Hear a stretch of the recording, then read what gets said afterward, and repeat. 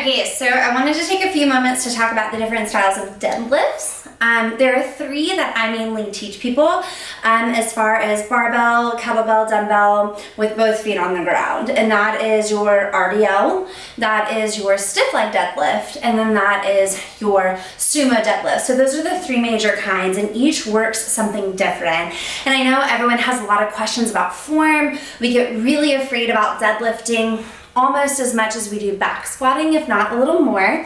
And so, because you can hurt your back if you're not doing it right. So I'm gonna go through the top three techniques of deadlift, or the top three types of deadlifts that I like to incorporate in my coaching, and the three most common ones.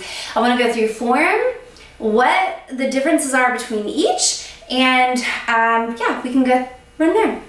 So the first most common one is called an RDL. I'm gonna use it with a barbell because I have a super cool mastermind coming up, the She Lifts Mastermind, where we're gonna go over every single type of squat, and you get a lot of one-on-one coaching with that. So, or type of barbell lift, not type of squat. Anyway, so RDL is really, really great. You don't have to have a barbell to practice these. You can do the same technique with a dumbbell or a kettlebell. So whatever you're using is fine. I know a lot of people are ready to get back into the gym, and so back to the barbell we go. Anyway, so an RDL, essentially you want to walk up to it where your shins are essentially touching the bar, okay? So if your shins are touching the bar, you're good. So whenever you get close to the deadlift, your hips are going to be pretty far back behind you, your back is going to be flat, and you're going to grab the bar just outside of the shins, okay? So from there, it's like a leg press into a hip extension. So think about leg pressing up until the bar gets to your knees, and then it's this hip extension that happens once you get there. And the same thing in reverse, so it's more of a hip extension as you get down to your knees, and then it's like a leg press once you set it to the ground, okay? So from here, I'm gonna grab it. I always like shift my stance. It's just a thing. We all have a little thing we do right before we lift, right? So my chest is out, my back is flat. If you have to round to pick up the bar, it's too much weight, okay? So you're gonna grab it just outside, just a regular overhand grip. You're gonna push through your legs until you get to about your knees, and then it's more of a hip extension. Same thing here, my hips are starting to drift back. My weight is over my feet, and then I'll start to bend my knees as I come down. So my knee is extending, hip lift or hip shift, and then hips come back down. So RDLs are really good for general strength, okay? So they work all of the hips, they work the glutes, they work the back, and of course, they work the grip strength, which we'll get into like later on. We'll get into different types of grips and like should you have straps and things like that. So RDL is a great general thing, but it's also, I think, one of the hardest ones to learn because there's a lot that goes on with it. So the next one is going to be a stiff leg deadlift or a straight leg deadlift. They call them either. I call them stiff leg. Just because the name is stiff leg deadlift does not mean that your knees are locked. You never want to lock a joint when you are lifting ever, because it shifts the weight into your joint and out of your muscles, okay? So stiff leg deadlift, you're not gonna start with the bar right on your shins like an RDL. So we're gonna move it back just a little bit, okay? So my hands are underneath my shoulders. Again, my knees are soft and my back is flat. Like always, if you have to round to pick it up, then it's too much weight, or you need to lift from the pins of the bar, okay? So stiff leg deadlift, knees are soft, like I said, everything's locked, but my knees aren't gonna move very much. So that's the stiff leg. They're pretty much set in place. So picking it straight up, slight knee bend on the way down. So the difference between the stiff leg deadlift and the RDL is that this is more hamstring dominant and more back dominant. So it's gonna put a little bit more work and effort into the back, and it's gonna put more effort into the hamstrings.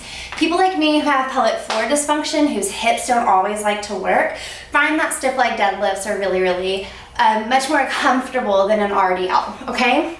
And that's because it takes out a little bit of the hip work. So we take out some of the quad activation here, and it shifts into the outer thighs, and it shifts more into the hamstrings. So if you're looking to further develop your hamstrings or really to strengthen your low back, a stiff leg deadlift is for you. And finally, my favorite one is a sumo deadlift. Really, I love all deadlifts. That's really how that goes. So sumo, you want to get nice and wide as you can, okay? As wide as you can and feel stable. The the toes want to point in line with the knees. So what I tell people to do is give yourself just a little bit of mini squat and make sure your toes and your knees are aligned with one another, okay? Now grip here doesn't matter. I learned my grip to be an alternating grip, but honestly, whatever you prefer, overhand, alternating, whatever, doesn't matter. So from here, again, the barbell is not right on my shins. The barbell is gonna come out like a stiff leg deadlift, okay? Your knees aren't locked, but there is some knee straightening and hips involved here. So it's more similar to an RDL than a stiff leg deadlift, okay? So I'm gonna lift it. Of course, my back's not gonna round. I'm gonna press through my hips and knees almost the same rate. When I come down, it's a little bit more separated, but really what you wanna do, again, you wanna push through the legs first and then the hips. The hips are taking over until you get to the knees, and then it's the legs and the thighs, okay? So like leg press, hip hinge, leg press until you get about to the knees, hip hinge, leg press, all right? So I love these guys. I did them in my workout yesterday. It's really good for the inner outer thigh, all right? So more so the glutes and the inner thighs. This one is really, really good for people who have low back issues because it actually takes a lot of stress out of low back. In an RDL, it's a lot because you have more angle in your hinge and in your knees. So here, it's limited like a stiff leg deadlift.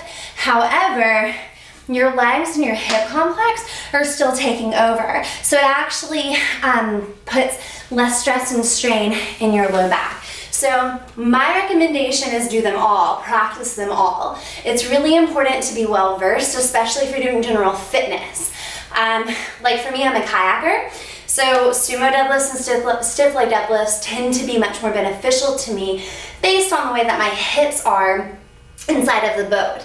But yeah, if you're working on general fitness, seriously try all three, rotate them through.